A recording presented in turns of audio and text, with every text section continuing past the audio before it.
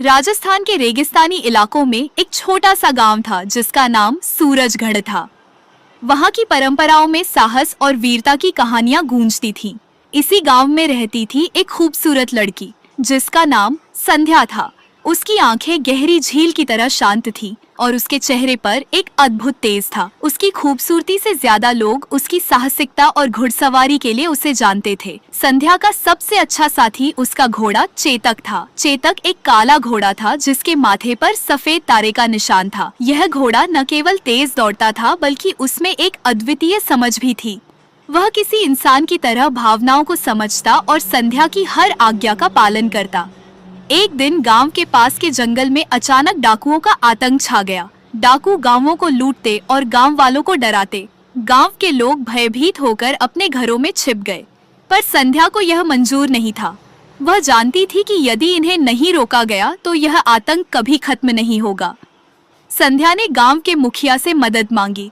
मुखिया ने कहा, डाकू बहुत ताकतवर हैं, हम उनका सामना नहीं कर सकते। संध्या ने कहा, अगर कोई नहीं जाएगा तो मैं अकेले ही जाऊंगी।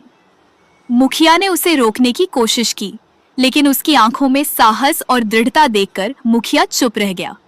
संध्या ने चेतक की पीठ पर अपनी तलवार बांधी और जंगल की ओर निकल पड़ी। जंगल के अंदर घने पेड़ और कंटीली झाड़ियां थीं। चेतक बड़ी कुशलता से रास्ता बना रहा था। रास्ते में संध्या ने डाकुओं के ठिकाने का पता लगाने के लिए कुछ संकेत देखे। वह बहुत सतर्क थी, लेकिन तभी उसने कुछ आवाजें सुनी। डाकू आपस में बात कर रहे थे। उनकी योजना थी गांव पर एक बड़े हमले की। संध्या ने सोचा, अगर मैं अभी कुछ नहीं करती तो यह गांव के लिए विनाशकारी होगा। उसने चेतक को धीरे धीरे डाकुओं के पास ले जाकर उनकी बातचीत सुनी। जब वह सारी जानकारी ले चुकी तो उसने तुरंत गांव लौटने का फैसला किया। रास्ते में डाकुओं ने उसे देख लिया।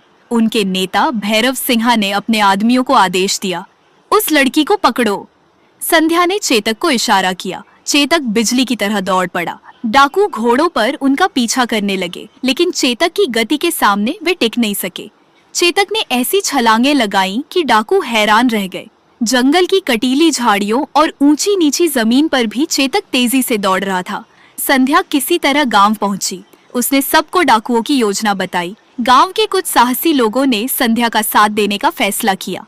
उन्होंने अपने हथियार तैयार किए और जंगल की ओर कूच किया। डाकुओं का ठिकाना घने जंगल के बीच एक गुफा में था। वहां पहुंचने के लिए कई खतरनाक रास्ते पार करने थे। संध्या और चेतक ने यह जिम्मेदारी उठाई। चेतक ने सबसे सुरक्षित और तेज रास्ता चुना।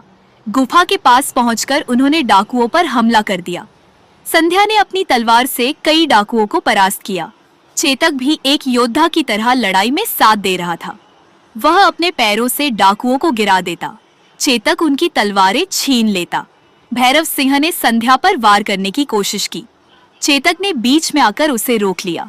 भैरव सिंह ने चेतक पर हमला किया। चेतक ने अपनी चतुराई से उसे घायल कर दिया। संध्या ने भैरव सिंह को बंदी बना लिया। डाकुओं को हराने के बाद गांव में खुशी की लहर दौड़ गई। गांव वालों ने संध्या और चेतक का भव्य स्वागत किया। उन्हें गांव के रक्षक के रूप में सम्मानित किया गया। संध्या ने गांव वालों से कहा, हमेशा याद रखें, साहस और एकता से बड़ी मुसीबत का सामना किया जा सकता है। चेतक के साहस की कहानियां दूर दूर तक फैल गईं।